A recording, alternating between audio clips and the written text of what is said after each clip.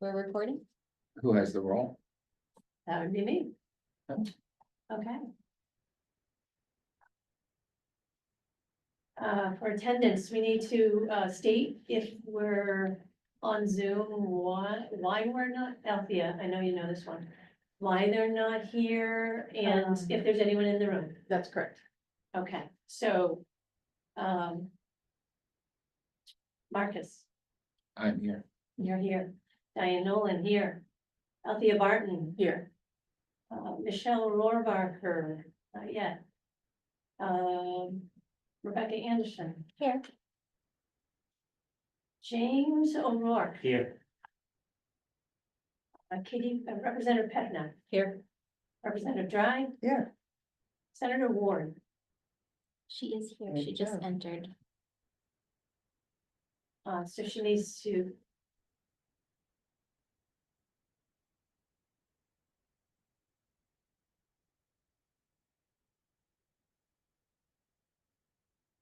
Now, in the case who's not a voting member, they do still have to state. I think so. Senator Ward, are you on mute on your side? There's an email from Michelle that she's running about 15 minutes late.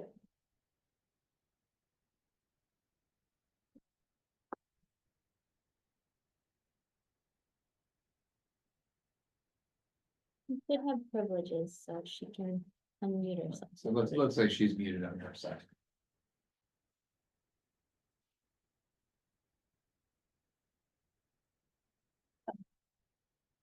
Shall I proceed? Yes. Heather Barker. Thomas. Good. Okay. Before I was muted. I couldn't change anything and you can't have my video either, but I'm here. Great. Okay, and is there anyone in the room? What does that mean? Was that a question for me? Anyone? Yes, Ruth, Senator, sorry. Is there anyone in the room and what reason for your remote attendance? Oh, there's no one in the room right now. The reason is that I had another Zoom call ahead and I was in another town and I'm back home at this point for this particular thing. Thank you.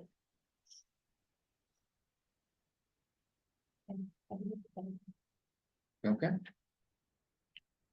We have a quorum. Let's review previous meeting minutes. Give it 5 minutes.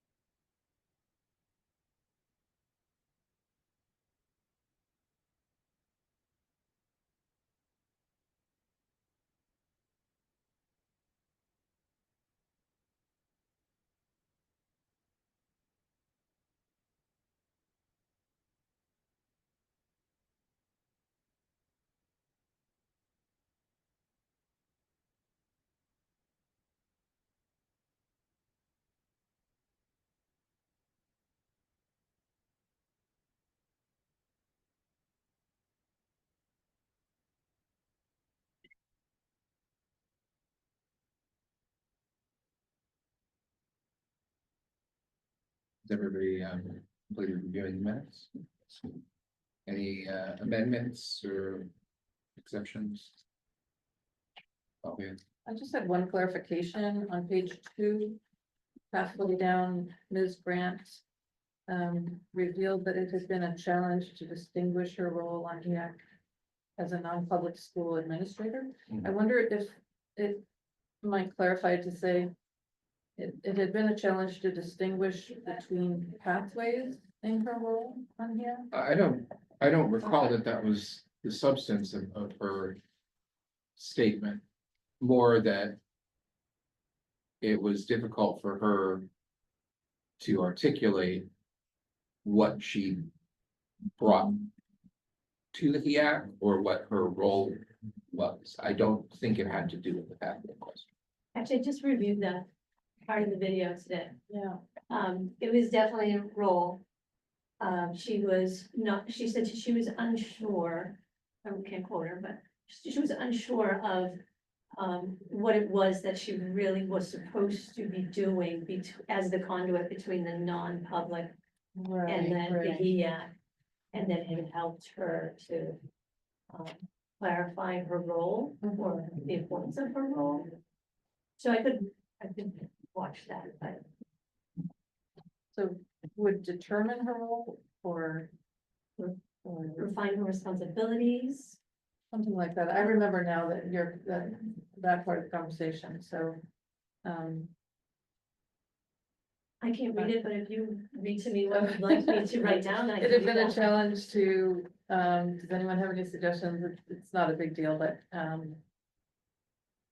define her role. Yeah, define her role. Define her role, yeah. Thank you.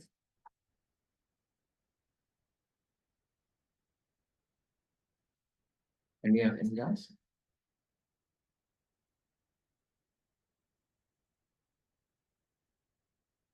The motion to accept the minutes with the amendment of changing distinguish to define. In the paragraph about Ms. Grant, I will second that. all in favor? Uh, Alright.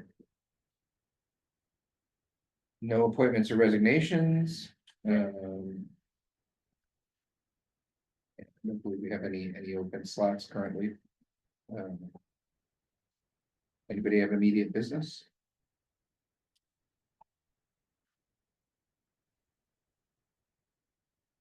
Updates from Department of Ed, have no report this month. no report from Department of Ed.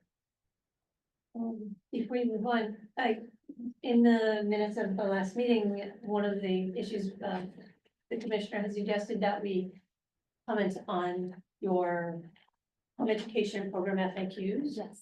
So I do have some comments. Do you want them at this point of the meeting, or would you prefer that we do that at a different time? Or I can email them. In any case, if you can email me anything you bring up, that would be helpful. Absolutely. Would you like to handle it that way? Sure. Marcus? Whatever's. Okay. easier. We'll put that on, to review any comments received. Put that on the agenda for the next meeting. Unless someone else. So I will send you my comments. Thank you.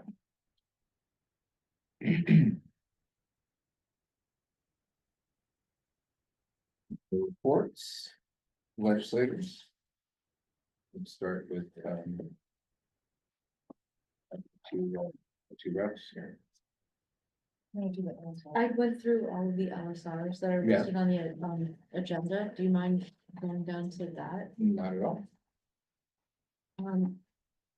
So the first one, number 1, HB 55 was a driver's ed bill from 2024, and that was referred to interim study, so that can be crossed off. There's a new driver's ed. I actually, in the Senate, it was re-referred to committee. It's running into the same problems as last year. I don't know. They're just trying to speed it up so that parents can get, or so that students can get access to driver's ed sooner without being waiting in line. Seems like there's a disconnect between government control and the free market there. So Okay, that seems to be the holdup when I did a quick review. To speed up Yeah. registration, to speed up It's- licensing procedure? No, it's driver's education, The so access education. to driver's education, so somehow expanding the opportunities. But that must have to do with, opening up more businesses. If there is an extensive line to get into driver's Yeah. ed. So Yeah. So that's that's about a business licensing opportunity, issue probably. for drivers ed It would providers. seem, Yeah. and that would be great. But is this something that's relevant to homeschooling? It doesn't, No, it was it just- doesn't really impact. No, we watched the driver's ed law and anything pertaining to, you know, whether or not they're discussing home education in that avenue or Okay. whether it will impact us negatively in any way. That's all. But Yeah. it sounds like this is more about deregulating the providers Could be. rather And than, in the past, there have been bills to allow parents to teach their children how to drive. Right. And so that's one of the reasons that I'm not sure why that was on here in the first place. I can't even remember, to be honest with you. okay, so. well, if you could, But you can strike that. for future. identify the LSR or bill. It's on the agenda further down. Oh, under it is. Legislative service request. Yeah, I'm going through the list. Yeah, okay. So that first one can be Just Right, eliminate it. just eliminated. Okay, And the same one with the second one that was withdrawn. annual review of qualifications to determine that one. Yes, that Okay. was withdrawn. That representative did not get reelected. Number three, Number two. number three. Sorry, my strikeout is.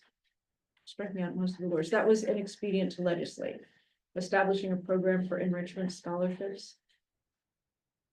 Tough enough budget year. Number four. That was withdrawn. Number five, establishing the parental bill of rights. You can change the LSR to House Bill 10, HB 10.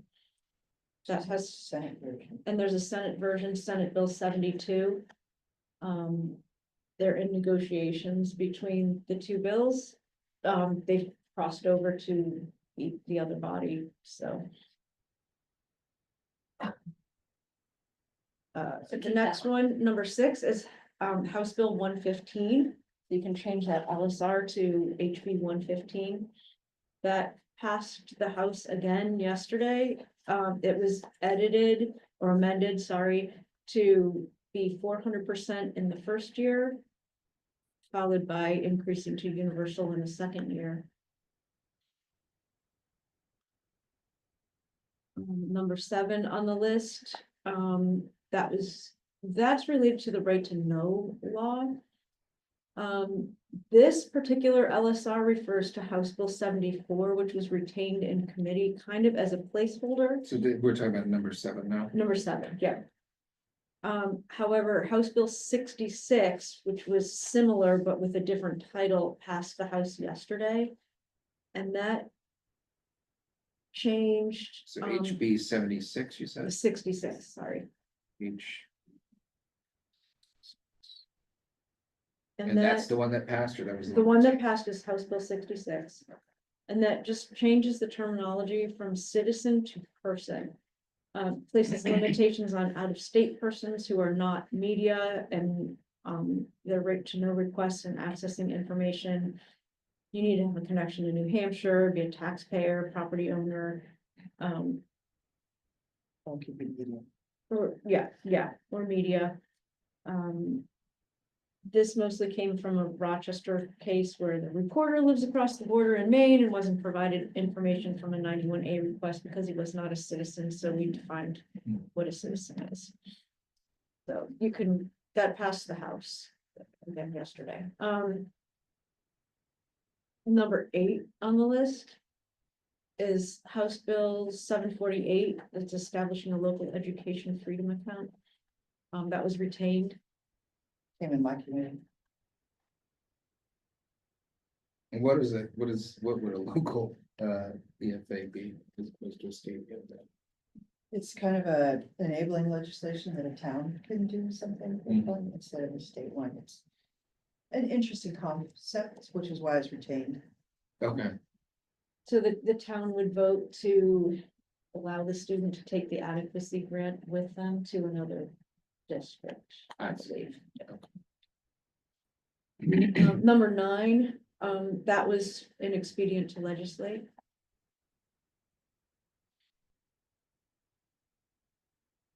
Number 10 is now House Bill 671, Yeah, we and that talked was about that. retained in finance. Okay, so we sent it on from our committee.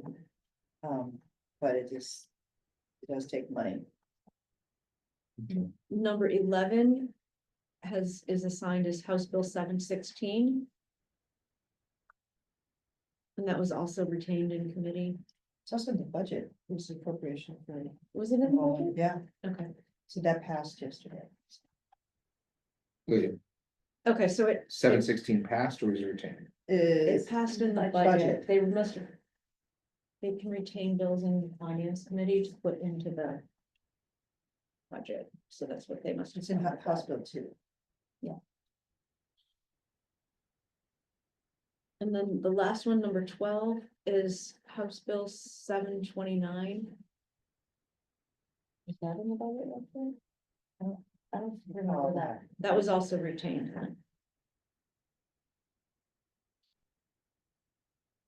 Yeah. And that's all I have.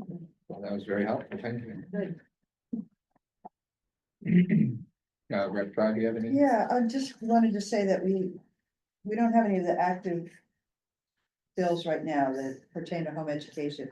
But a trend that I'm noticing is that the more people complain about education freedom accounts and lack of transparency and accountability, they paint us with the same brush and how much a lack of understanding of how we're evaluated and how transparent and accountable we are is completely lost on the general public. And so I think we just need to be cognizant of that as we move forward. When you explain what we do and how we do it, why we do it, it's easy, people get talked off the cliff, right? But until then, we're just kind of being painted with the same brush, just saying that's kind of the. There's public confusion between independent homeschooling and ESAs. Yes, very much so. I just have one clarification. The first one was, did it go to committee? What happened with the HB 55? That was interim study last year, so it's based that. It died It's a at the end of the slow diet. gentle death, just was shuffled off. A light death. Senator Ward, any report? Can you hear her? She should be able to. I think you're Yeah. muted again. Okay. Are you talking about educational things? We haven't had anything recently. Right now, we're working with House bills. And we have not had any bills that has anything to do with home education. Okay.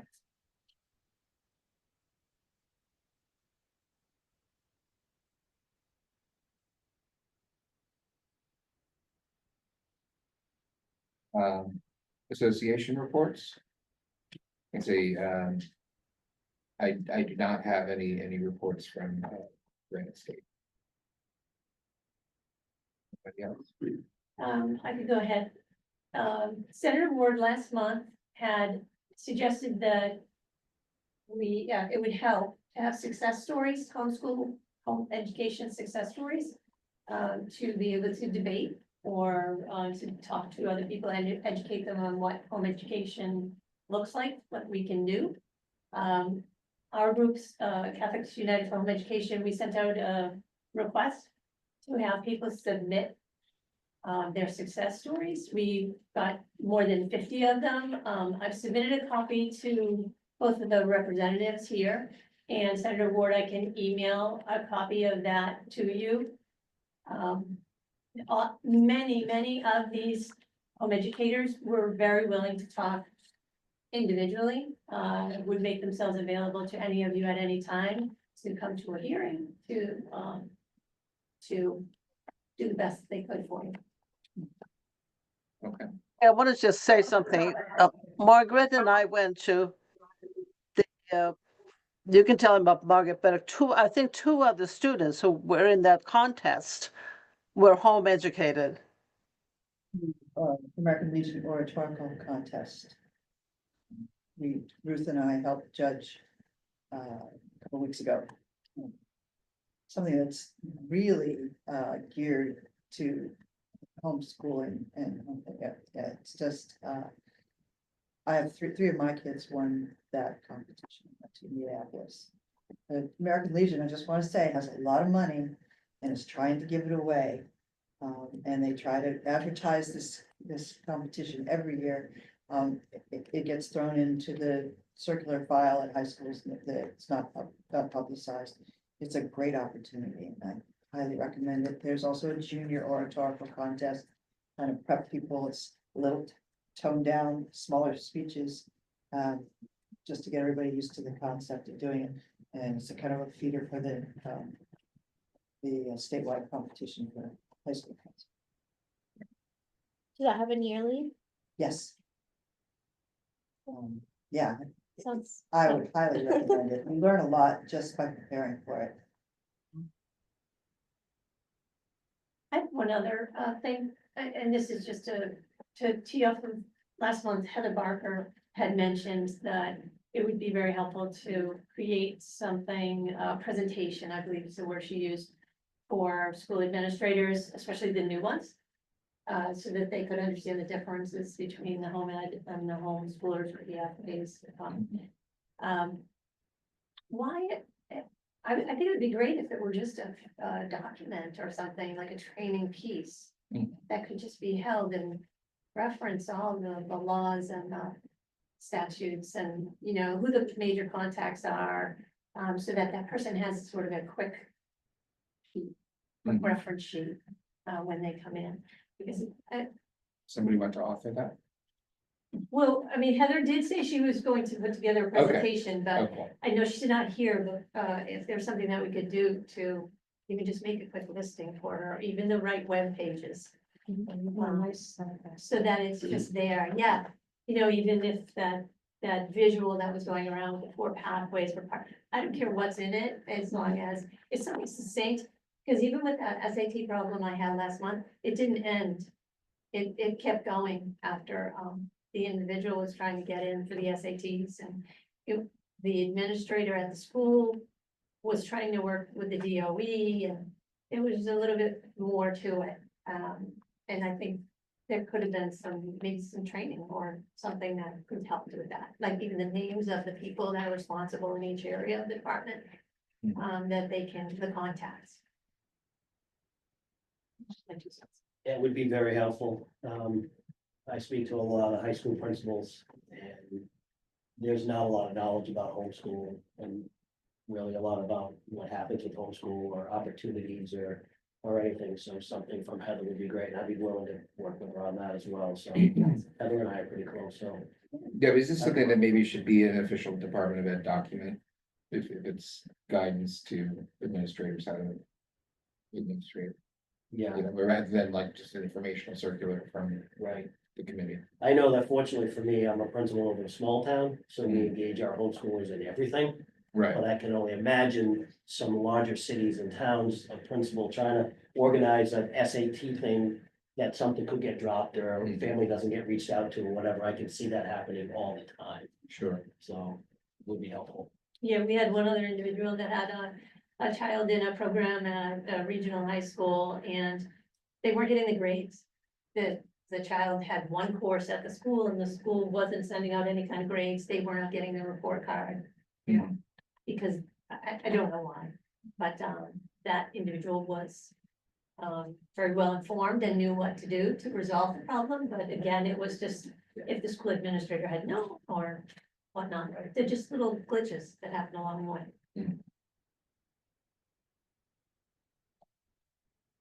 I don't think, Mr.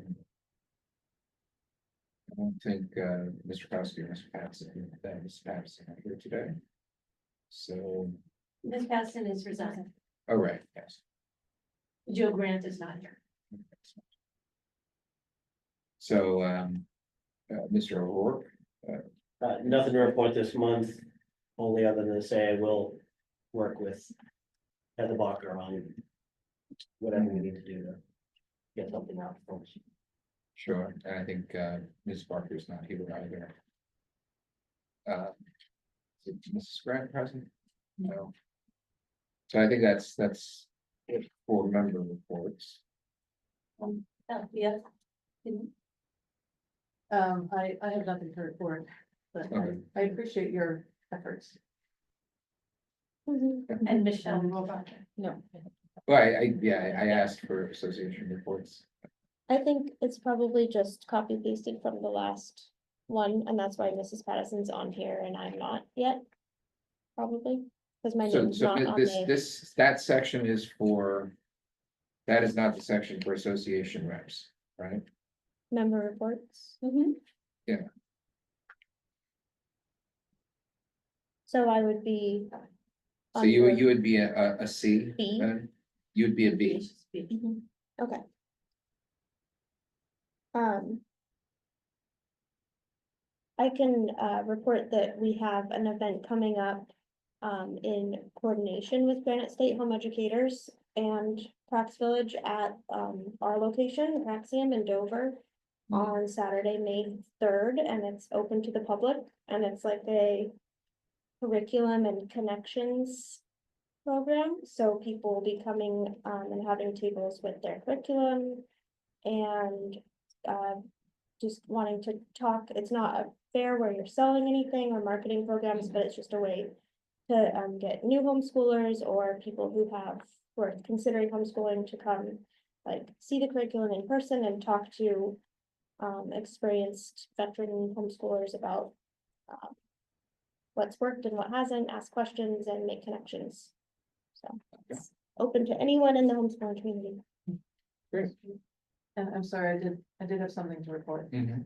I believe it was at the last meeting, Amanda Whedon, was talking about, going to libraries and, finding that the librarians had the New Hampshire Homeschooling Coalition guidebook, and were finding it very helpful, but also found that there were parts that were not up to date. And I wanted to give an update on that. Our board chair has been has reached out to every library in New Hampshire and offered them legal updates to insert into the guidebooks.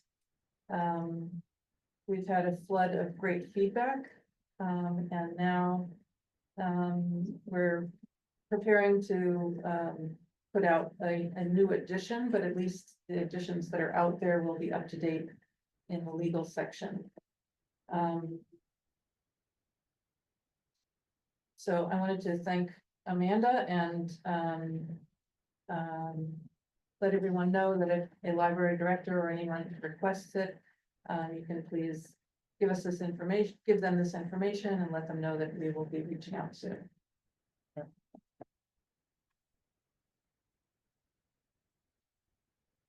Any other member reports that I may have missed?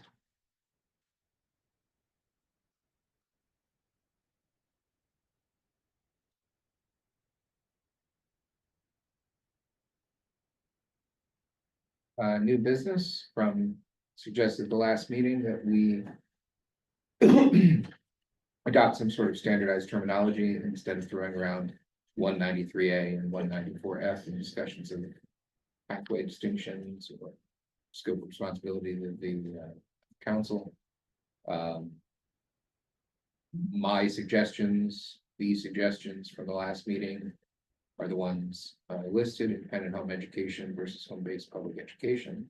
I'm not married to those, so any other suggestions? I would just like to offer something before we start debating terminology. I'm fully on board with trying to clarify pathways. Right. And for us to have a simple way so that we're not constantly, 193, getting, confused with the conversation here. Mhm. I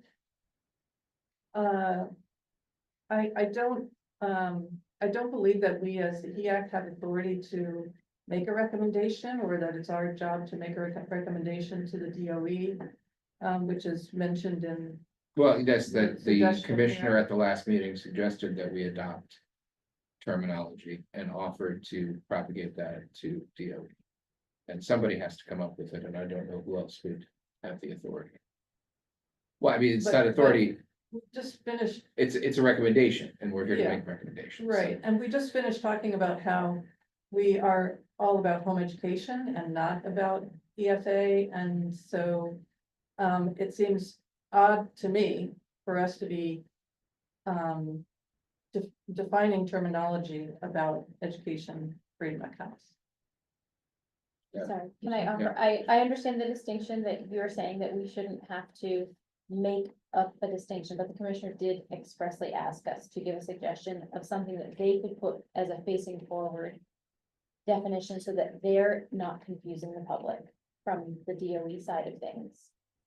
So to that end, I would actually be in favor of continuing to refer to us as we legally are defined, which is home education, and not use the word independent even in front of it.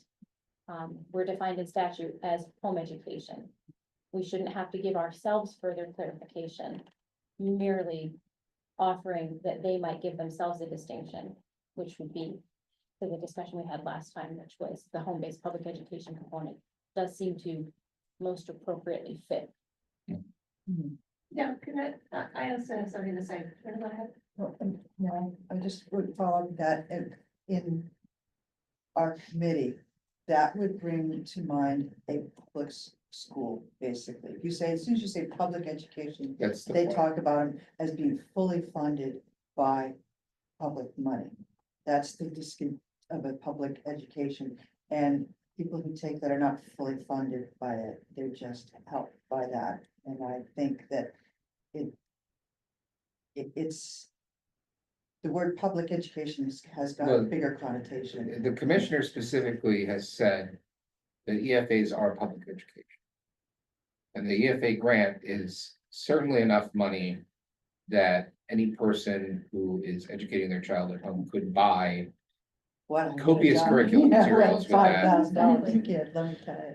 Well, but if all you're doing is buying, buying curriculum and instructional materials, $5,000 goes a very long A way, long way. right? Now, if you're sending them to a private school, not so much, right? Yeah.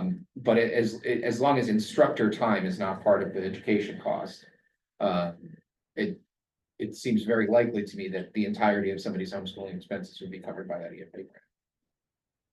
I'm just gonna just say this is the connotation of public is, everything is done through the public schools when you say public. Instead of going through the Right. CFS. So our concern here. Our is to advocate for home education, independent home education, as you may prefer. We've identified the equivocation between home education and EFA practices as a threat to home education. It is an affirmative interest of the home education community to distinguish, to make that difference clear. So insofar as we are going to adopt any terminology, we want to adopt a terminology which is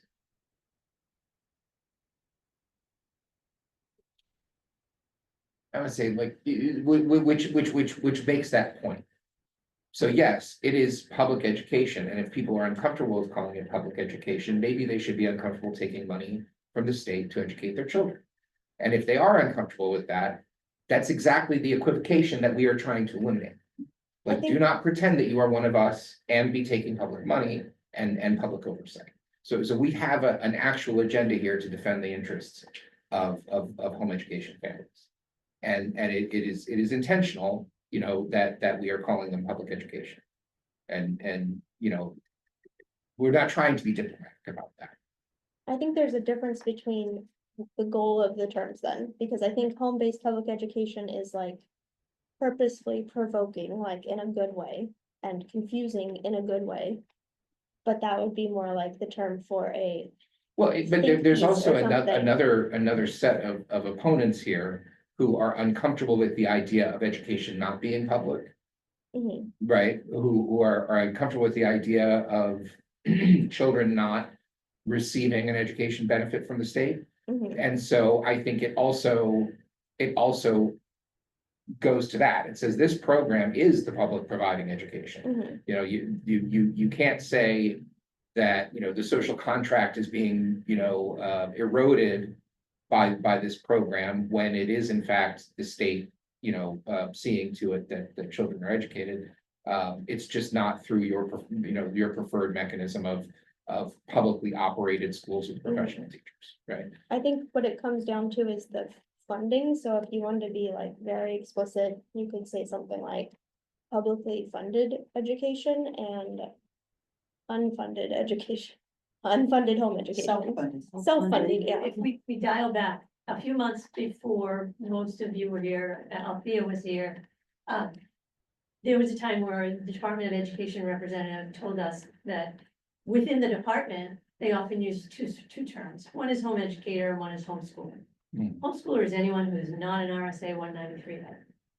And it's not alienating to say something like you're a home-based public educator, because some of those people could take offense to that, right? But that's not the point of, that's not really the point. I'm sure that the commissioner didn't mean for us to create Well, something no, offensive. but well, you know, and I discussed this with the commissioner, you know, in the meeting, and then we had a private conversation afterwards. Look, he wants to highlight that these children's education is being provided at state expense, that it is a form of public education. I don't think that's our job. I think that you have to refer to statute and law. And home education is a word, a phrase in the statute, but all those other terms are not in that EFA. I think they're EFA. That's it, or homeschoolers, that's it. Don't think that you can create words that are alienating. Michelle, you could just Sorry, speak up, we don't have to raise our hands. Interrupting.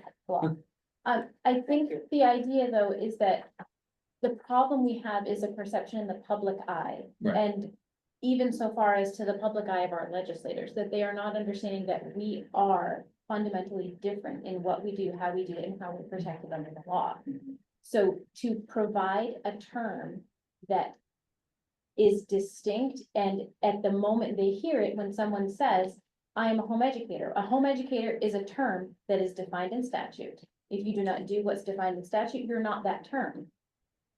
The same as if they say, I am an EFA, but they don't want to say I am an EFA family. So we need to give them another term for legislators to make that distinction, even when they are going after regulation of those families. Look, with the terms that I propose, and I'm happy to own them, clarity is of utmost importance here. So home educator may be defined in statute, but it is vague in the mind of a person who is not involved in our particular corner of political debate. The people who are not steeped in the issues specifically around home education are not going to hear that term and immediately understand the distinction that we're making. That's why I think that independent home education, the independence is the functional key to, you know, to what makes 193A different. And, you know, home-based public education, the public funding is what makes EFAs distinct. You say that they're home-based because some people don't think, oh, the person's in a public school, right? They're at home, they're public, their education, to the extent that it has a financial component, is being funded by the state. You know, this may not be ideologically pure, or may not exactly hew to what already exists in statute, but a recommendation for usage, for terminology, is not a law. You know, nobody's going to use our terms unless they like them, but we can at least settle on terms that fully communicate what we need to communicate. So maybe then simply unfunded home education and home-based public Publicly funded. education. I think the word funded So should the be in there. funding is in both sides of it. Funded, Because independent just means I stand by myself. It doesn't also mean, or it in the public eye, it might not also mean, and I own my own money and use my own funds. If you Right. put a survey out to just regular EFA recipients who homeschool and said, which one of these are you? Mhm. they would, most of them would probably say, well, I don't do VLAX, so I guess I'm an independent home educator.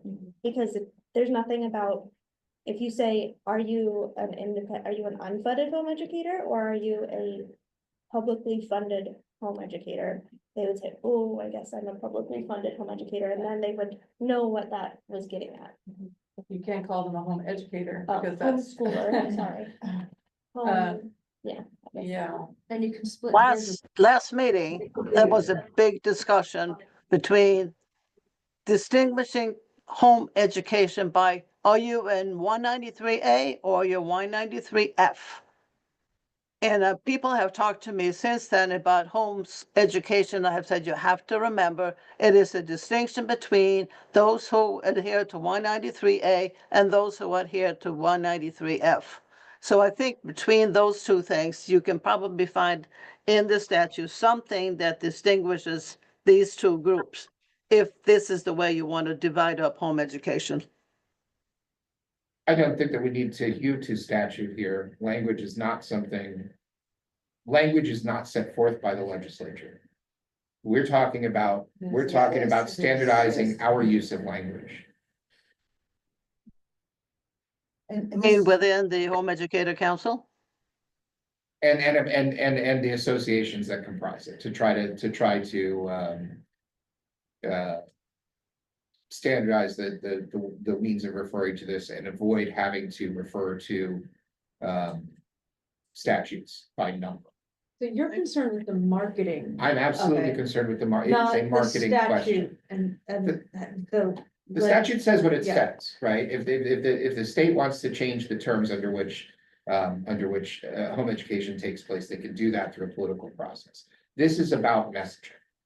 It's about the debates that we've been having, you know, in this committee and in home education associations, you know, who participate in this committee and out in the public, this debate that's been happening where the distinction between home education and EFAs has been made to look like a petty or unimportant wonky concern where people are throwing around 193A, 194F, you know, and this seems like a petty inside baseball concern, like something No that's one's not going and reading the significant. laws.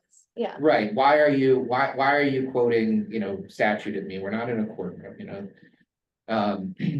And we've identified a material interest separate from the law, a material interest on the part of home education families to maintain that distinction, to not become subject to whatever may come down the pike as far as regulation and interference with EFA families. To establish in the public imagination or the public understanding that this is a real distinction, that EFA families are not home education. So that is what we're doing. That's a good point, because they really Yeah. Right. as soon as they see that, we have to keep reminding that EFA students become not homeschooling, Right. home educated, as soon as they take that money. My question is, now, I'm not that long out of being a school, Yeah. but when it became unfunded, because to me, it sounds like you're poor. And I just go, so that's why I think self-funded. Self-funded. is- Yeah, because It's- unfunded sounded just like, where It's did that kind of come up? something we Yeah. just ourselves adopted, especially when identifying ourselves for testimony at the various bills that we've gone to. Right, To sit down and say, my name's Michelle Rohrbacher, I'm an independent 193A unfunded home educator in the state of New Hampshire, and I have been for the past 15 years. Yeah. Like, why do I have to give a doctor's length of credentials to myself for someone to listen to me as someone who is specifically affected by this? But that's the problem, the public eye. And It is not understood as the distinction. having sat on the other side of the desk and listened to that testimony, it was really, to be honest with you, it was, why are you identifying yourselves by the RSA? This is kind of crazy. Right. So I was in agreement with Representative Dry. I think self-funded sets yourselves completely apart from anybody who, and it doesn't have, mostly in terms of defining yourselves when you come before us. Now, out in the community, and I've been watching what goes on, and have spoken with several other home education groups, and I have friends who are, well, their grandkids are being homeschooled now. It within the community with people who are working together, even though one group may be accepting tax dollars and the other group is not, what they're doing doesn't look any different. So I'm finding that the problem is more of like, how you need to differentiate yourselves in the community versus how you're presenting yourselves in public forums like Facebook and things like that. And then how you present yourselves when you're coming to testify about legislation. And then I also understand that there's concern that what's happening in one of the four arms of education will seep into the self-funded homeschool. There's So a multiple specific, layers here. you know, prestige relationship. Yeah, Homeschooling has a very positive reputation for the outcomes that have been achieved with home educated children over the last 50 years. And, you know, that is something that non-independent, you know, whether they're you know, online public schools, or, you know, during COVID, you had this kind of grab bag, random, send the kids home and their own teacher with no planning will Zoom in. All those things get called homeschooling because people feel warm and fuzzy about homeschooling because they know that homeschool kids do well. But, you know, random poorly planned, you know, education programs where the child just happens to be sitting in their home probably will not have the same outcomes. And so it is about protecting our reputation to a certain degree, to actively exclude, you know, to say, no, you have to, in order to benefit from, you know, the high degree of credibility that home education families have earned over generations, you know, you have to do the thing fully. And so that, I think, is an interest of the home education community to underline that. So let me give you a little background. I was a self-funded home Right. educator, so just so you know. I'm saying that's why this is how I view it. This is how I view it. It's not that anybody's confused. Yeah. It's that other groups very much Right. want to identify as us Yes. without being. Yes. And Representative Dry, to your point, it sounds like we're poor, but we're not poor. The problem is the perception in the public is we're elitist. Right. So there's a grand chasm between those two terms. Mhm. We're not unfunded because we're poor, but we're certainly not elitist because we're rejecting the EFA. Right. So we have to make a distinction somewhere. This is why I prefer focusing on the independence rather than the funding. Because you know, oftentimes it's not a discussion about money, it's a discussion about, you know, somebody wants to background check parents or something. And then, you know, is it obvious how that should break out? Well, if the group is defined by its independence from the state, right? Then obviously no. You know, obviously that's unacceptable. If the group is defined by, you know, if it's a trivial detail of money, then maybe, you know, we're subject to you know, supervision and surveillance and things from the state for non-financial reasons. So I think that the independence, not just financial independence, but you know, political and ideological and pedagogical independence are also part of that package. You know, that it is really that the parents are sovereign over the education of their children. And the state comes along later, writes a law 193A to recognize what already existed as a fundamental right of parents. It's not a program. But to Becky's point, if you ask a family that's participating in EFA, which of these two terms describes them, they will maybe unintentionally or intentionally identify themselves as independent. Sure. Which doesn't fix the problem with the perception of entering into equal access situations. There's not a distinction that is clear enough for them to realize, oh, that's not me. Right. And whether it's intentional or unintentional, that's the problem. Are they borrowing our credentials of being home educators, Or are they unintentionally confusing the point that I'm no longer that, I am fourth pathway? Yeah, I would rather put the funding question in the 194F term. Mhm. To say you have independent home education versus publicly Publicly funded funded. homeschool. Right, so that, you know, you could still look at those two terms and say, oh, yes, I'm receiving the public funds. And, you know, imply I'm no longer independent. Without reducing the home education's definition to just not receiving money. Right, it's more than just not receiving money. I have an issue with the word homeschooling. I love the word homeschooling and we all use it even here where we are home educators.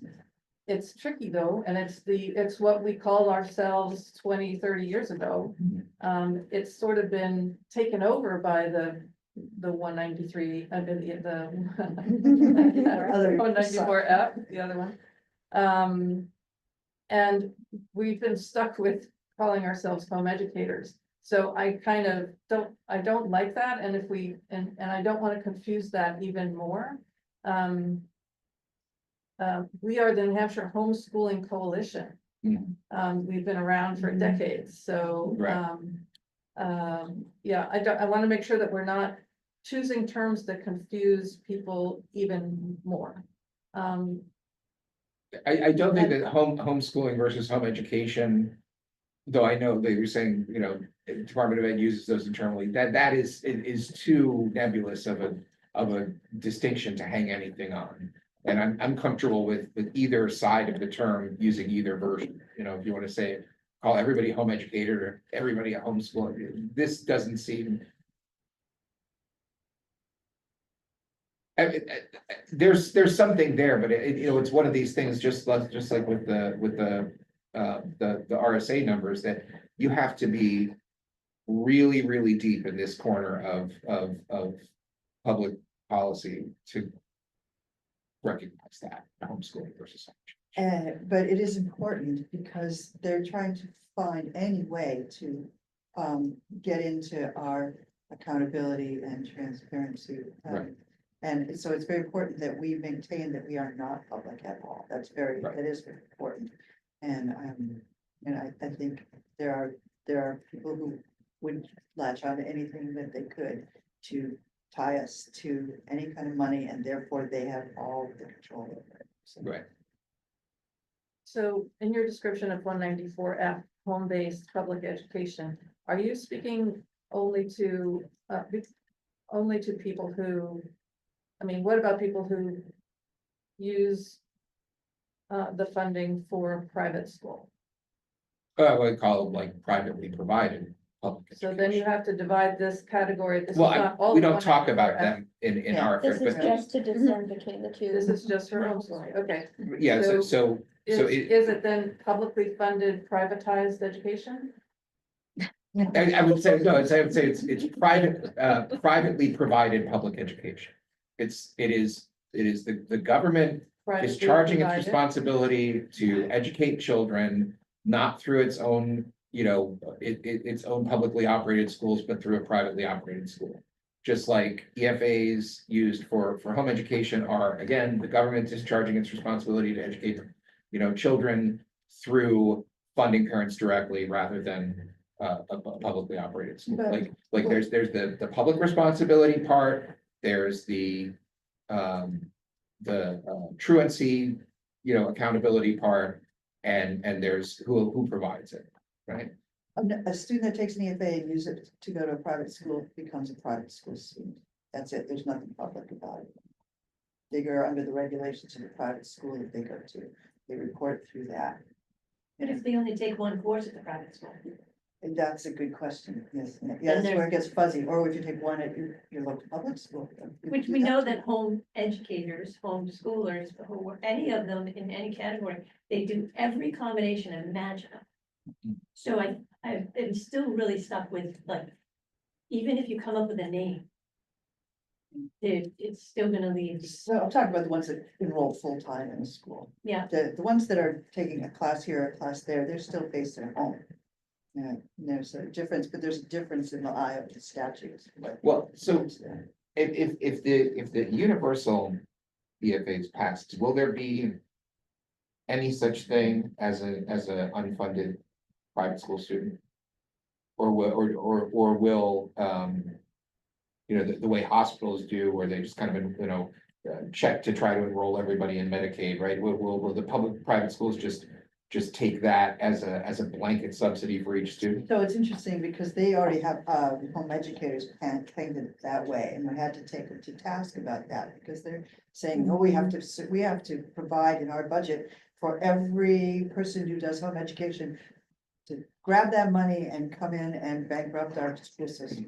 Yeah. But I thought it was supposed to save money. Oh, yes, side issue, but it's true, that's the problem, you know, in the other 15 states that have universal education, that's not been the case. And So private school students are not, for the most part, taking those grants, even if they're. it's not like 100% of everybody takes this and goes into a school, no. I mean, it is an extra layer of work. I mean, you have to go through the Children's Scholarship Fund, you have to work through all that, you have to have everything vetted by that, it's just. And the schools can't do that on the parents. No, behalf. no, But there are multiple schools that are heavily encouraging. I get that, because Families they've to never had this apply. opportunity Well, before. even before it was Yeah. this proposal of universal, it was the case. Yeah. We had friends that were, it was part of the enrollment process to Yeah. apply. And I can understand that, if you're running a small Mhm. school and you have people from the region coming in. And they're not people of means, you know, just say, easiest way to start, bring that money with you, and I can certainly see where they would do that. But this is the reason that the rest of us have not ever taken any opportunities like that to maintain it. Who are we trying to get the message to? I think we're trying to get the message to the uninvolved public and to legislators who may be, you know, and activists who may be involved in ed policy generally, but not especially interested in our corner of it. I think people in our corner of it can just, you know, they know 193A, 194F, or, you know, can quickly zero in on that distinction when it's necessary. I think it is the rest of the legislature, it is the rest of ed activists and the general public that we want to. We want to, yeah, summarize the distinction and present it in just a clear, self-contained way that doesn't require. That's a good idea, because they are looking at us right now, because if it goes to universal, they're assuming that we will all take advantage of it, and I said, maybe you don't know the people that do this. Yeah, I don't think that many families that were homeschooling are going to end up taking it. I agree, I don't think so either. We've already subjected ourselves to, you know, the cost and inconvenience and everything to gain the independence, so. Yeah, and the only reason I ask is, there's 86 public high school principals in the state. And if I were to ask every single one of them. Yeah. Maybe 80 of them would have no idea the difference between, or even that there was a difference. 6 of us probably would know and understand the concept, but 80 principals would. Everybody's. What set of terms do you think would in a self-explaining way communicate to those? Because that's a good audience, you know, Yeah. or the administrators that we have problems with, you know, not understanding with the SATs. Those are audiences that are relevant. Because I've heard the conversations within my own community when somebody says, oh, they're homeschooled. And I'm like, well, are they taking the money? Right. And they're like, no, we've never seen them, but we know they're homeschooled. I go, there's a difference. Right. And I try to explain the difference to people and they can't see it. It's hard for them to understand between the two. Even in the homeschool community. Yeah. Home educator community. Yeah. When groups are together, you can hear, if you know the difference, you can hear conversations where you know that someone is referring to them as themselves as home educators and they're not. They're taking the money. And so. It's hard. Yeah, and when I'm listening to the conversations, I'm typically pretty good at wordsmithing things, but this was a tough one. Because the debate is real, you know, and I do like the self-funded piece, because that separates it from taking money, and then so self-funded, home educated or publicly homeschooled. Even if they go to a private school, it doesn't matter, they're still homeschooled, because they're not with me. They're not in the public school, I know they're homeschooled, we can always have, we always end up with something on a list, like, we know the student now went to St. Paul's, but as from a standpoint of the high school, they're not with us. Yeah, see, if I was only speaking to that audience Yeah. and not concerned about this question, what would an EFA parent think of themselves? Right, Then you'd almost say, you know, non-traditional public education, right, like to them. You're not gonna see them in your traditional public school. Right. But they are students of they are publicly funded students, right? Right. It's just that I think, you know, fails that test of, you know, what would an EFA parent think? But Michael does see those families in his school. He does have EFA families that come in to participate in things. But they also lead afterward, like they come in for a class, or they come in for. Right, but they come in the same capacity that a regular unfunded home educator. would. Mm. That they come in for a certain extracurricular or a certain sport or a certain class. Right. It's not that they're there for half a day of education. Right, So it is important, it is valuable what they're seeing, because it's a distinction they have to make with those families that come to them, right? Mhm.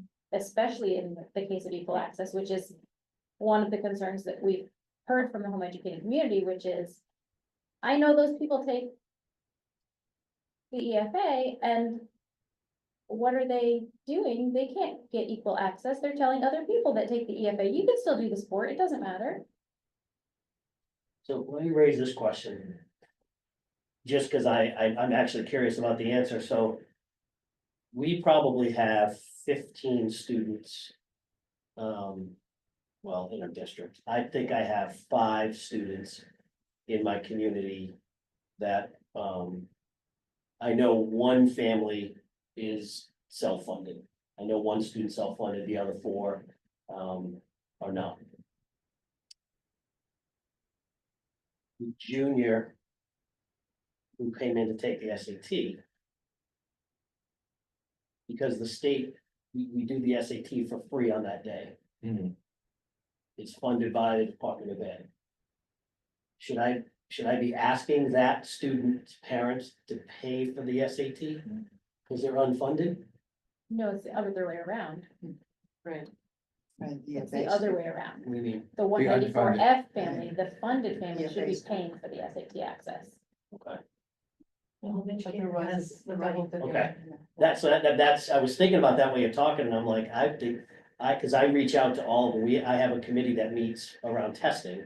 And anytime we come up with the New Hampshire SAS, for the juniors and for the SAT, I reach out to all our students that should be taking any of those assessments and offer it to them. They don't have to come in and take it, I offer it. Some don't, some decide they're not gonna do it and they do it on their own.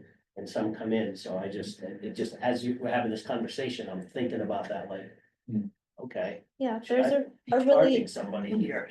I mean, there's a really important difference specifically for school principals to know the difference, because Absolutely, if they are taking, if they're doing band or something. Yeah. And they're a self-funded homeschooler, that's free, that's part Yeah. of their, and if they're an EFA recipient, then they're supposed to be Paying. paying. Paying Yeah. out of their, Yeah. EFA. Yeah. and I'll be honest with you, we don't ask for anything, we just assume there are kids in our community. I tell them they have a right to come in and take X, Y, or Z, and we never question any of it. That's scary. But you're As Well- a taxpayer. Well, they might That's have been scary. our kid, like, they might have been a student for us for a couple of years and then went to homeschooling.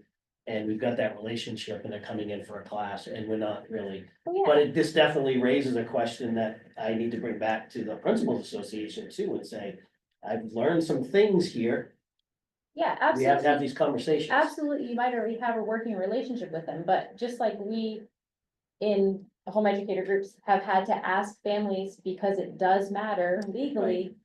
Are you though 193A or 194F? It's a hard question, it makes uncomfortable conversations, and we've been having them for the last 2.5 years. Right.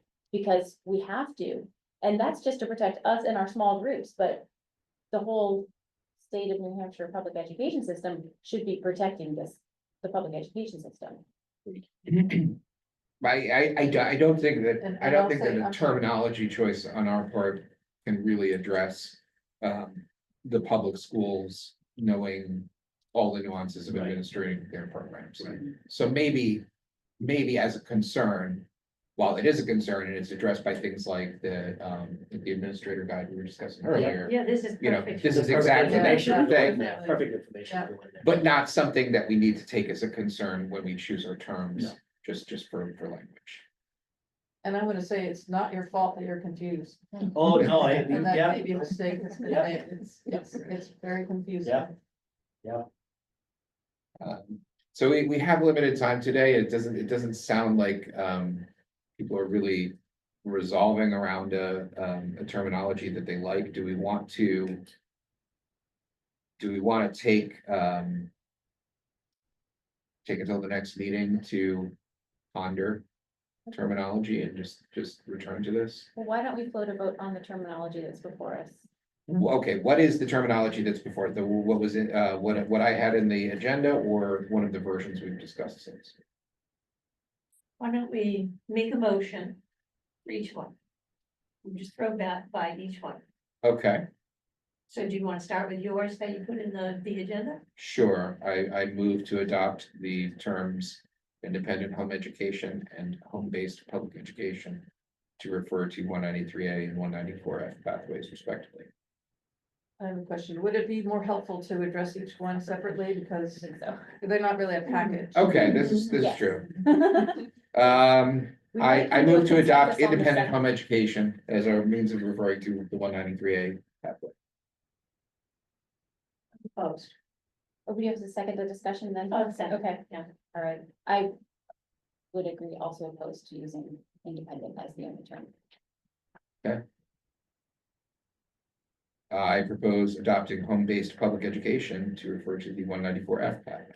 Second, And then opposed. I agree. To adopting that term, not agree. Right. Sorry, You agreed to adopting, the term home-based public education. I agree to that term, okay, yes. so we got two for Sorry. home-based public education, Oh, yeah. and then a bunch of unknowns. Oh. Sorry, I Beth. feel this is an awkward way to do it because It is, we might end up with something that, I would just I'm want not to sure. see the word funded in the 194F one, so that people couldn't. okay, so couldn't that's a vote be against the in specific. Denial that they are not a part of that. So home-based publicly funded, would that be, Yeah, it's getting long, but yeah. I mean, Home-based publicly funded education. yeah. I think to go back to your survey example, I don't think that Sounds like a an custom. EFA recipient might necessarily pick that as their title. Do you know what I'm saying? They won't see it. Hopefully, if Yeah. they saw publicly funded, they would know what we were getting at. Why didn't you say Hopefully. EFA funded? Cause Yeah. they're not liking that distinction either. EFA recipient. We've tried. Okay. I'm sorry, could you clarify that? Sorry, that there are EFA families that are not liking the distinction of being called EFA families because they do homeschool that looks the same as what we have as home education. So Well, it really would be the cleanest if we I said don't think we're gonna make them independent happy. home education and EFA, home-based EFA. Right. I mean, that would be really EFA, clear, home education. yeah, EFA, Well, home I- education. home-based Can't say home EFA. education, Can't say home because that's our- education. You know That's they're the gonna legal- get mad by anything that says public education. But it says then home you and it say- says EFA, and both of Commissioner those said that. things do encompass what they are doing. How about EFA homeschool? We've tried that, Well, and that's okay, where the distinction is not. happening. disregarding that EFA families don't like being called EFA families. We are here to call them EFA families. That's what this discussion is. In what terms are we going to make a distinction that they don't wanna have made? So the objection to it, I don't think is relevant at all. You know, that they're gonna object, whatever it is. Then I make a motion to call RSA 193A home educators and 194F EFA recipients. Anyone want to second Can we that? separate those out? Oh, sorry. I strike that motion. I make a motion to refer to 193A as home educators. I second and oppose, oppose. I think home educator is what EFA families will want, what everybody will want to call themselves. It's the legal term. Okay. But without something, whether it's the word independent or self-funded or something to hang the distinction on. I just think that it's like too generic of a term. I agree, unfortunately. Then maybe we need to push this out to next month. Well, can you propose your second one? Because I liked your second. I liked your term for what I. As long as we can figure out what to call them, it actually really doesn't matter what we call the rest of us. That's true, I guess. I feel like we've always called them EFA recipients, but Okay. EFA recipients. I Yeah, mean, if it's something that the DOE is willing to be forward on and legislators are willing to accept that that is a definition in and of itself, Right. then really the fact that that is actually what they're doing should be sufficient to distinguish us. I agree. we're not changing the language of the No, law. We're just We're giving them simply their just- legal term that they already have and reminding them that's Right. your term. Yeah, I just want the RSA numbers to not get thrown around in discussion that the public can see, because I think the public looks at that, eyes glaze over, it makes no sense. That's my main concern here. Right, and for our internal purposes between us within our communities, it's the quick and fast way, right? Right. We understand the differences. The public does not understand the differences, and unfortunately, many legislators don't understand the differences Yeah. for as many times as we've been roped into things. So I think simply referring to them as EFA EFA Recipients. recipients. should be sufficient for our purposes. Well, my argument with that would be this, if you go and give testimony in the legislature. Will you feel that having said, I'm a home educator. Sufficiently contextualizes to that audience that you are not part of the EFA program, but by itself, not. No, I'd probably Yeah. still identify myself maybe as a statutory home educator, Actually, because I'm defined traditional statute. defined Seems to, statute. traditional is not too bad. Right. Of a term. Yeah, that's not bad. I like tradition. When you're. I think it's not a bad thing though to emphasize, when you're testifying, it's not a bad thing to re-emphasize that you are not taking any money to educate your children. Either way, so even if you're a private school and here we're talking about home educators, but it is really important that you emphasize that you are not utilizing any funding for I also- education. So when you testify, you might want to consider self-funded. And I think that sets you completely aside, but you only have to say that when you're like, that's not Only- going out only to in the that general context. public. We're talking about a bunch of nerdy legislators who are focused on this and you have to make a point Yeah, to us. But I like to, I would. Who you are. Even in other contexts, I would like to attach something like traditional. Only because, in the mind of any audience, they may not make the distinction between you and the EFA, like as EFAs become more common. And when you're, yes. So I'm talking just a member of the public. I do want to say something even to that audience that indicates that I'm not what, And in that circumstance, I would suggest traditional. And I've already had to sort of debate the assumption that now that we have EFAs, every homeschooler is Mhm. being Right. funded. So I've only had that discussion with one person so far, but that is also something that can be confused out there very easily. So just saying you're a traditional homeschooler or home educator, most people, I think, pretty much understand what that means. Mhm. Can Yeah, I make a motion? There's a really good comment that's come up in the thread about unfunded home educator versus funded home public education. Yeah. So it's funded and it's unfunded.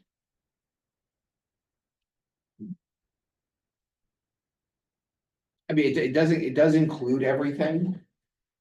But I kind of feel like we were zeroing in on something a little punchier.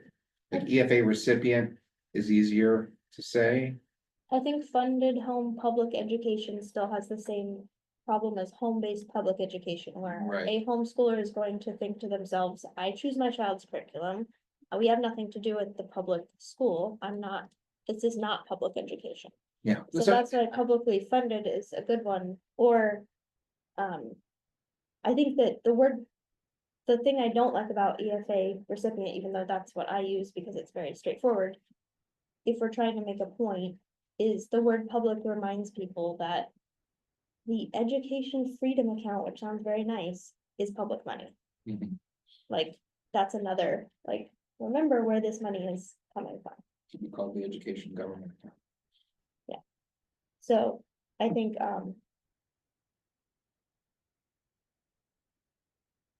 that a lot of new homeschoolers are getting told, oh, like, you can sign up for the EFA. They don't even, like, know what it this is. isn't on their radar. Right. So Right. they're just saying there's money to be had. And they're not thinking about that it's coming from tax, it's public money. And even the home education page on the DOE website talks about home education and then leads you to the EFA. Mhm. So, and we, as the HEAC, have objected to that and talked about that numerous times and made recommendations that that be taken off. There was some language added to clarify, but, it's still there, so it's sort of a natural cascade into the system. I wanted to say also that the word traditional doesn't strike me quite right, because I know plenty of EFA recipients who would consider themselves very traditional families. Hmm. So they might lean toward that. And- So, And plenty of unfunded families that do things not in a traditional way. right, okay. Yeah. We have some other comments here, Stephen. Traditional is not well Self-funded and understood. government funded. We're just going in circles. Yeah, I did, it's a trade. I think we really should just table it and come back to it next month. I agree with that. I think it would be really helpful for us to go back to our groups and talk to them. Right, And also, I really am feeling that it's good to have some terminology, but the terminology alone is really not sufficient to accomplish what we're trying to accomplish. So we will need, education, right, and outreach to groups like yours and to Heather's group. I see the terminology as a starting point. Until Yeah. you get your terms straight, you can't start building the corpus of public understanding that needs to be anchored to some term, right? You need some term before you can start doing your messaging, but then you do have to do your messaging. Like, it will come to nothing if it's just, a motion that we adopt in a council that probably nobody's watching. I wonder if a definition would be another Right. helpful start, as opposed to just a couple of words, but outlining what it actually is. Oh, that's a very good point. Yeah. I just want to say that in our committees, the term public to those who did not, those that did not do home education means to them, it's publicly, it's under their authority to regulate, to, basically regulate. Mm. But that's not true of the EFA recipients, because they go through the Children's Scholarship Fund. But it is still under their purview to regulate. No. No, Well, that's why they're putting Regulate what? legislation against what's being done within the EFA program. So it is still they under regulate their the EFA purview. program, but Right. not, no, they're But the trying to kids- get to the families. They're Right. Trying to get to the families and think that anytime it says public, then the public schools or administrators can have access or regulate or whatever. And we're trying to set a separate distance between them. Because they are different. They're not home educators anymore. The home education part. So program this is isn't about the terminated. legislature thinking they can pass rules. This is about like individual principles. Well, they overlap. And what we have to do is make sure the legislator, make sure the individual principals know what's legal. I'm just saying the word public is used in a different way than you're using it right here. And as soon as the word public comes up, that means government intervention. But that's what the EFA is. Yes, but there's a little layer between that and a regular public school student. But they're trying to remove any layers. That's correct. And we're trying to keep something there to, to keep those who do any education at home as safe as possible, really, as protected as possible. Gonna be a fundamental difference. There is a difference. It's not a home education program anymore, but it's not a public school program. But it's publicly funded. That's exactly it. But there's a difference between publicly funded and public. And I think you caught on to that right away. Yeah, I mean, I'm not inclined to throw, EFA families completely under the bus as far as, the opponents of school choice having their way with them. So I'm sympathetic to what you're saying, that there should be, there should be some concern about, rules or supervision of things, going after them. We shouldn't be completely callous to that. No. First of all, because the public doesn't recognize the difference, and whatever they do to the FA families, they're gonna want to do to us next year, so. But I think making a clearer distinction would perhaps give pause to the idea of participating in that program. Yeah, I mean, yes, ideally. But we're going for school choice, and it's a choice that they make, as long as they understand the implications of it. I'm not sure that everybody who's a home educator and wants to be a home educator understands the change that happens. Or people coming out of school thinking they're going to homeschool and without knowing what they're getting into.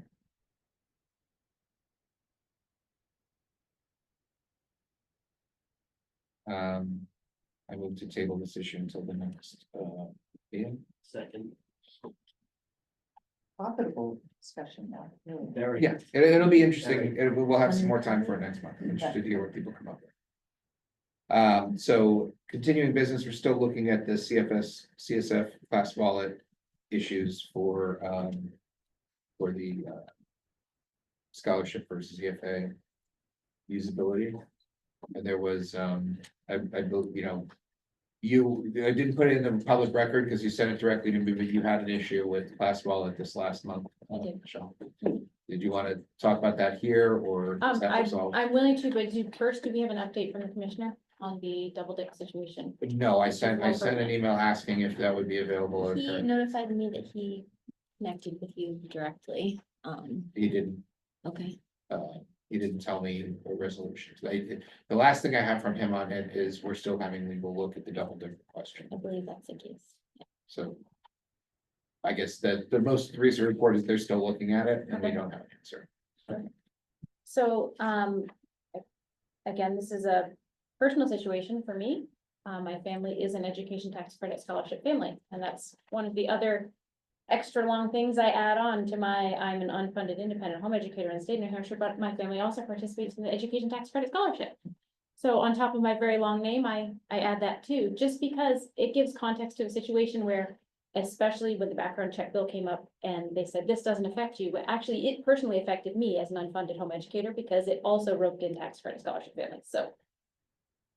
We're gonna run into problems with legislatures not understanding differences, no matter what we do with our terms internally. That's right, we'll keep running for reelection. We'll keep volunteering Yeah. for $100 a year. Yeah, right, so I know that when we first discussed, the problems that were happening, the problems that had been brought to us as, home education groups. There was some discussion that we had, and I know Marcus, you were kind of really trying to get to the root of it, of who is the person, is it the platform problem, is it class wallet problem, is it children's scholarship problem? That is happening to these families, that is causing their concerns. Right. It has happened to me personally in the past, and it happened to me again this spring. So, it's still happening. I have here an email. I submitted a reimbursement request for my children's piano lessons through their non-class wallet teacher, which we've done several times through the same system, same process, same teacher. Yeah. And, I got an email back that comes from help@classwallet.com. And it titles CSF homeschool 24-25 and my requested amount, and it says rejected. And it says, dear parents, thank you for your order. In order to process your order, we need you to contact your student's education provider and request that they sign up to become an approved EFA education service provider. This is a requirement set by the Department of Education and cannot be waived. So right there, Class Wallet sends me something that tells me I'm an EFA family and that the Department of Education is requiring this of me. Mhm. All are false. The email doesn't come because Class Wallet decided something, because as you look down further in the email, my request was denied by CSF CSF 3 approver. And their contact information is NHApprovals@scholarshipfund.org. So in the perception of families that are having problems with this situation and wondering, what am I supposed to do? They're either getting bullied into the fact that they have to have their providers sign up for Class Wallet. They're being told that they're being held under the same standards as the EFA, and it's being touted as this is a DOE requirement. Mhm. None of which are the case. I, with your guidance, Marcus, said, well, maybe this is a benefit of the doubt. Advice, advice. Yes, advice, My advice. with your advice. Maybe we'll give the benefit of the doubt, maybe it was an honest mistake. So I sent an email to NHApprovals and said, here it is. Backside of this one. That, I believe this rejection is an error. We are an ETC scholarship family, not an EFA. Please review and issue the reimbursements for the scholarship purse, as submitted for, and I gave my child name. I get a response back. Hi, Michelle, thank you for reaching out. Please feel free to submit a new order and send us a new number so that we can expedite. Not acknowledging their error, not acknowledging anything on their responsibility to properly process my appropriately submitted reimbursement request.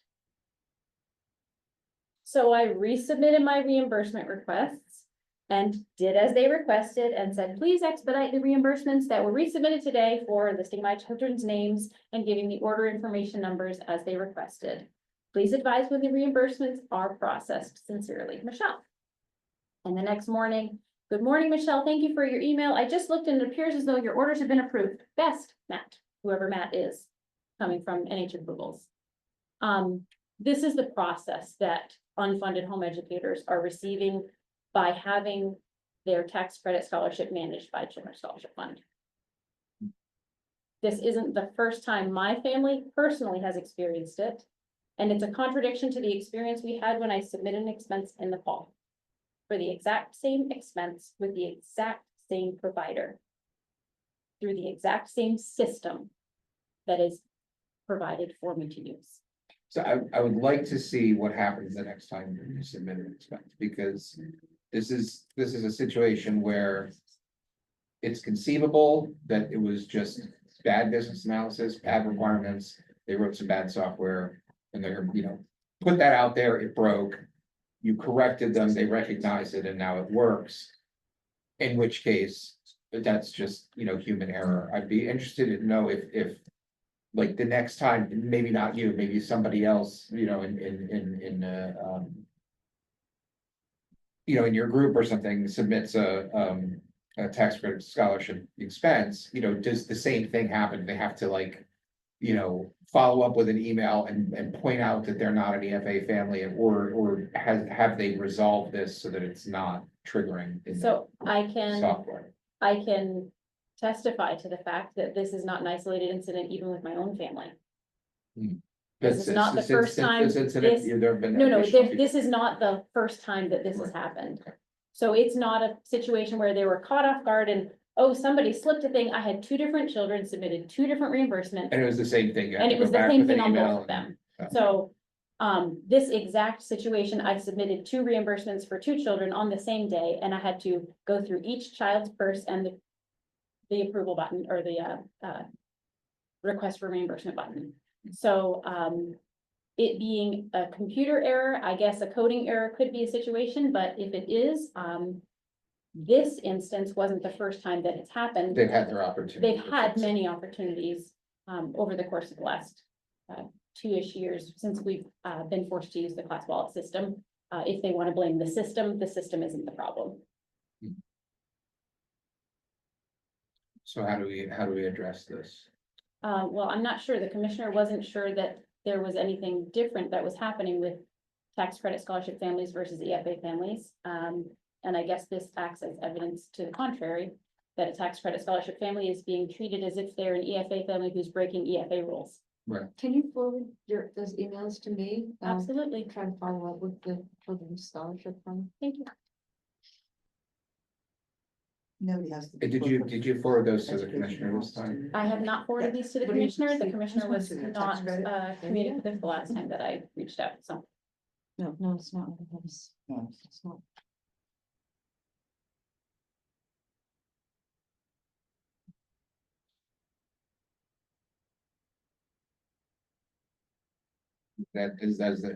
That's all we have to discuss for CSF request orders, something else. I don't know what else we could do. We discussed last time that we are not in a capacity where we can instruct CSF. We can only advise the commissioner of the problems that homeschooling families are having with CSF. Well, I would maybe personally, suggest that not only you, but anybody who's having these sorts of issues, forward them to the commissioner. We've told him at the high level what the problem is. He's asked for evidence. We could bring it all here and hear it and then send it along, or you can just encourage, obviously, yourself and anybody else who's using, the tax credit scholarships, to just forward all that stuff to him until we get some response. Unfortunately, it's seeming to be an echo chamber. I probably,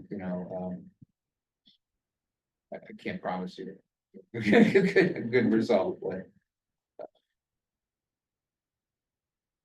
we're running low on time here, and I do want to allow for public comment. Can I follow up on? Sure. Ally had asked us last time to look over the homeschooling FAQs that Yes, she linked on the DOE website. I have not had a chance to read through all of them, other than to say it's buried, this FAQ document. It should be at the top of a page. It's like at the bottom of a page underneath where you would think to continue reading for more pleasure discovery. So yeah, I think it should be more prominent. If we're gonna give an FAQ document, it definitely should be something that is more easily accessible. I looked for it because you said that it was there. But if I was a family looking for information on home education, it doesn't come up. It doesn't come up in a Google search for home education in New Hampshire, that kind of a thing. So that would be my only recommendation there, that it's a valuable place for information to be, but we should have it more prominent.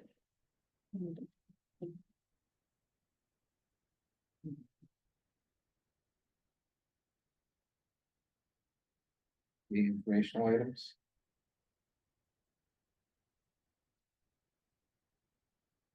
Okay, our next meeting, are we going to continue monthly? I think we voted for a one-time monthly meeting.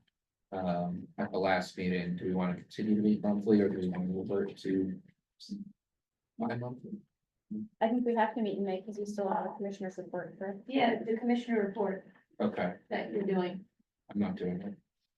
who's doing, I suppose I have to do it, but I haven't done okay. it. Well, we're supposed to all review it.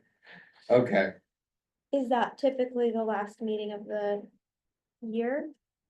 He could even email it and then we could come in with our comments and that would be a more effective use of the time, I would believe. Definitely. okay. And if we meet, I don't know when the meeting is, but it's usually late June.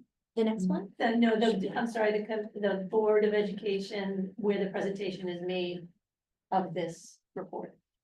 So the timeline is backed from that. Okay, yeah, I'm not sure. Is it usually before like the end of this It's, year? I think it's in June. I Okay, think it's late in June. Could even be early July. But, so it has to be ready before then, so May might be the next best meeting.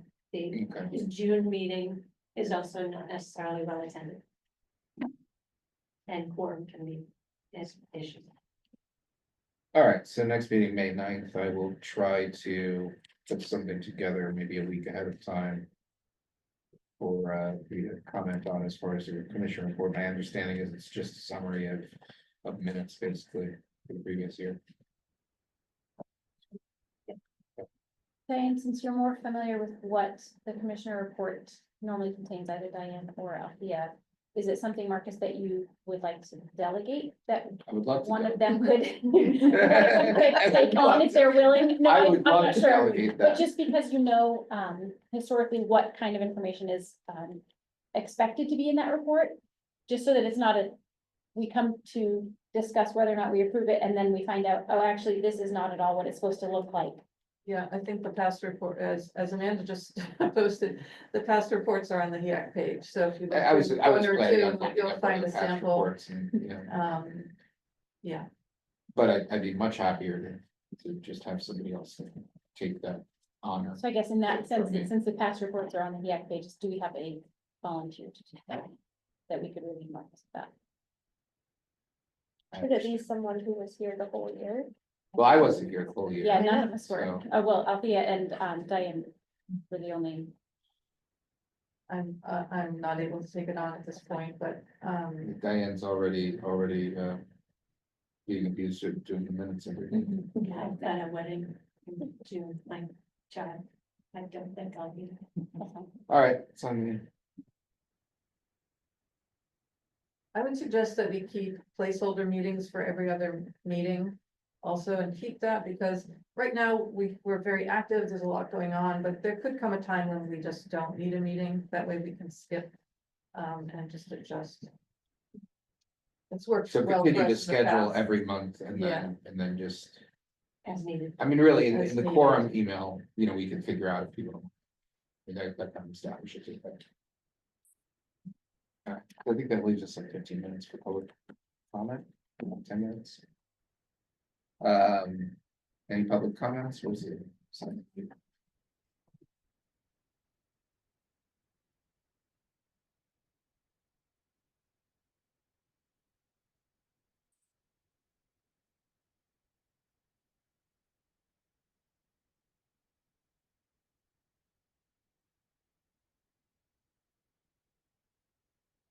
We did not receive any public comments in email, at least I didn't, addressed to the council. Kate Abbott, Portsmouth.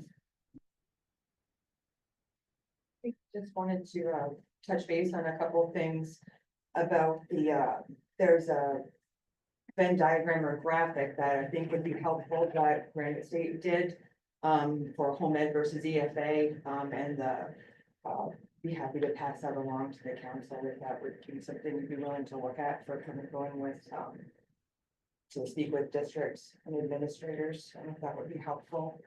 A couple of things, just wanted to touch base, the difference in equal access, the self-pay EFA families and home ed families that would not be having to pay. Following up on stacking EFA and ETC.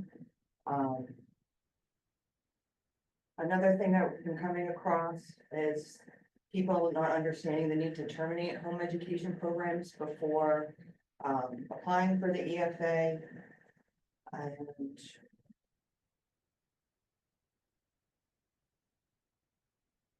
info sessions that you were speaking about, there's been a lot of requests for new info sessions, and opportunities for the public to really know what home education is versus the. Do we have anybody, I don't see anything in the Okay. chat. Any comment? Anyone want to comment? This is public comments, so. That was me.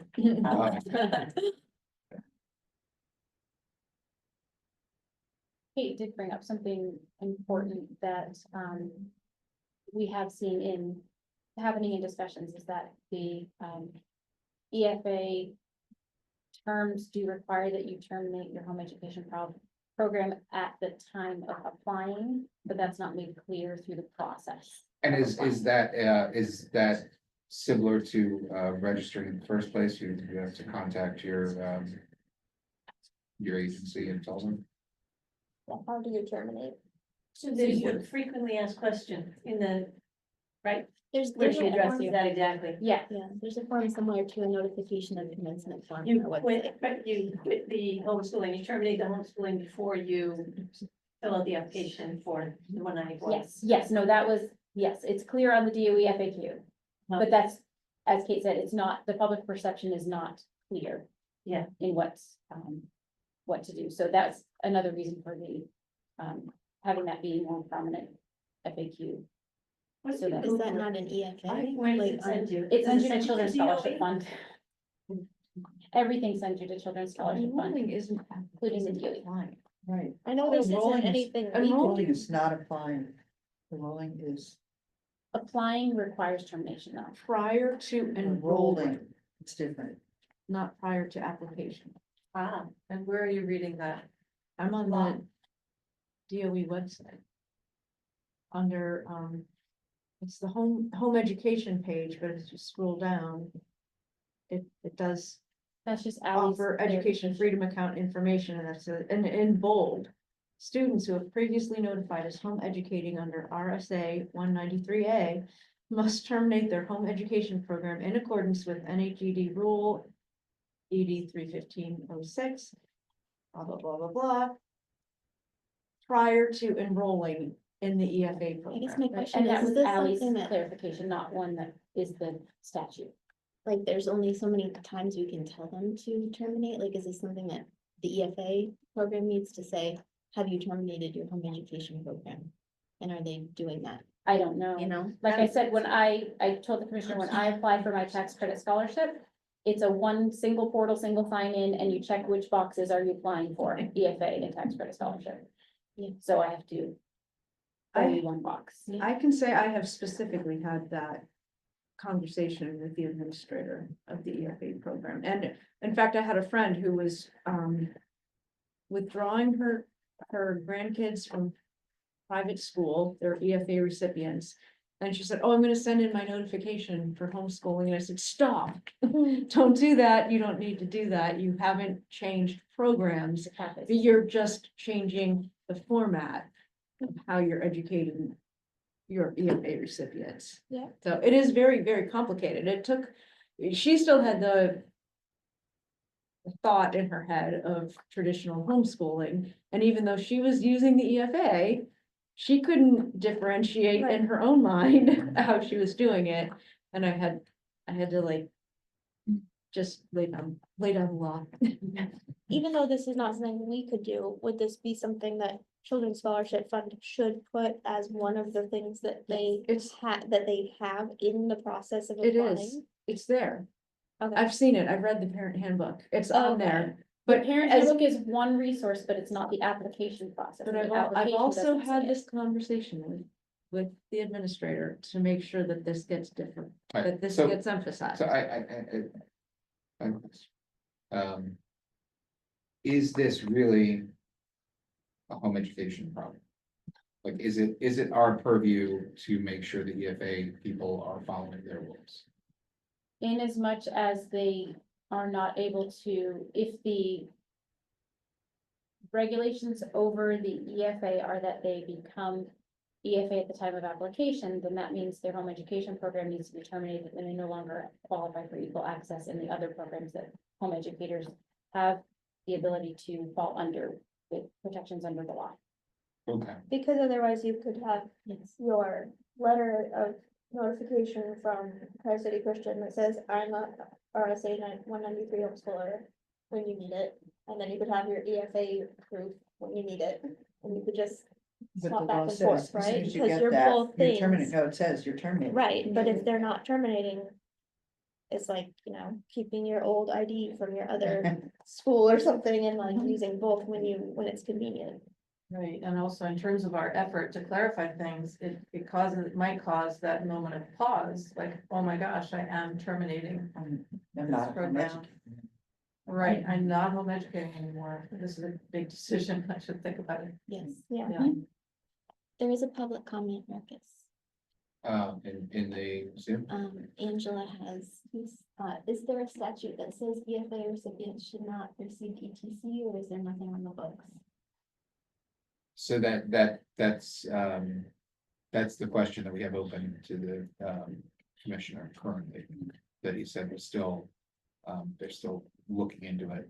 Do you have a timeline on that? I don't have anything. Cause it's I been see, I didn't months. think that was the final answer, because that email I received was like 3 weeks ago, so it was about a week after the last meeting, so I was hoping there'd be something more by now.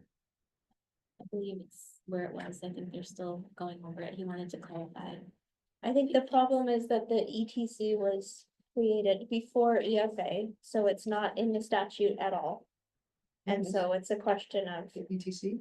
it doesn't No. say, it doesn't say that EFA participants should or should not be able to use ETC because ETC was created before EFA. Yeah. So then it's just a matter of opinion whether that means they Other should than or the, shouldn't. other than the ETC states not public. Non-public, yes. Right. Which would, Which would which is disqualify. why we want our Yeah. word public in there. So I'm sorry, Angela, we can't resolve your question right now.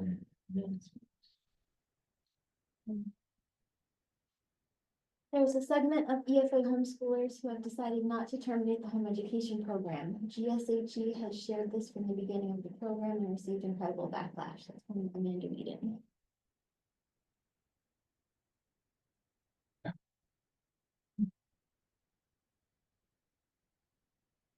They've shared what? That there are people doing that? There are. Okay, good. Yeah, I- it's pretty clear they can't do that. Why are they not doing that? Yeah, what's the motivation? Well, I think it was just what we were saying a few minutes ago, that they either it's just extra work, or they find some convenience in maintaining both statuses. One being confusing the likes of Michael Kosky and not knowing whether or not they should be receiving equal access. Whether intentional or unintentional, whether they're doing it so that they can purposefully double dip or not. Under the law, it's against the law. Another question from Christina Rodriguez, is there a way to hold the commissioner accountable to a time frame to solidify the double dipping issue? There's not really a way for us to hold the commissioner accountable. Can, Commissioner's politically accountable. can we get a request for communications relating to the clarification of this? We could do that. Definitely, individually, any individual can request that. That's why you pass the big bucks. I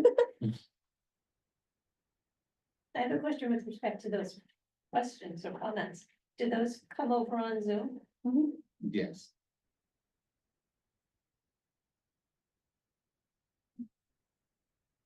I mean, do they come over on the video that you Oh, send the me? video that comes through later, no comments are not saved on video. They're not attached. But I'll Council, read is it out there a way loud, to save them? that's why, right? Take a picture of it. Do you need it over, I For the mean, minutes. vocally, In a minute. A transcript for the minutes. I don't know if I can do. as long as we Right, said public their comment, we name? don't actually quote them or anything like that. We say so-and-so public commented, and this is the essence sometimes.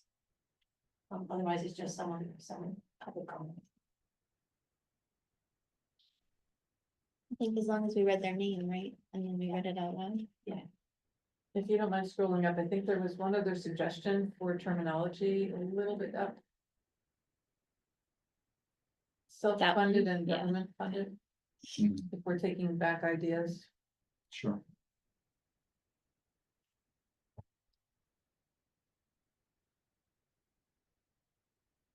Is that the end of public comments? Anybody else on the Zoom, if you want to chime in? Amanda's got a comment about the tone that was handled at the last meeting, so Tone? the commissioner's tone was dismissive at the last Oh. meeting about our concerns.